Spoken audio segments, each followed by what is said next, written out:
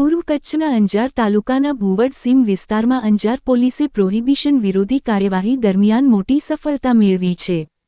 ચોક્કસ બાતમીના આધારે પોલીસે સૂર્યા કંપની નજીક મધુબન આઈમાતા હોટેલ પાછળ બાવળની ઝાડીઓ વચ્ચે દરોડો પાડી ₹2,65,192નો વિદેશી દારૂનો જથ્થો કબજે કર્યો છે। પોલીસે ભૂવડ ગામના કિશન ગોવિંદભાઈ પરમારની ધરપકડ કરી કાયદેસરની કાર્યવાહી હાથ ધરી છે। જ્યારે દારૂ સપ્લાય કરનાર અને મંગાવનાર સહિત અન્ય આરોપીઓને વોન્ટેડ જાહેર કરી તેમની શોધખોળ શરૂ કરવામાં આવી છે। સમગ્ર કાર્યવાહી સરહદી રેન્જ ભુજના પોલીસ મહાનિરીક્ષક શ્રી ચિરાગ કોરડિયા, પૂર્વ કચ્છ પોલીસ અધિક્ષક શ્રી સાગર બાગમારના માર્ગદર્શન હેઠળ અંજાર પોલીસ દ્વારા કરવામાં આવી હતી।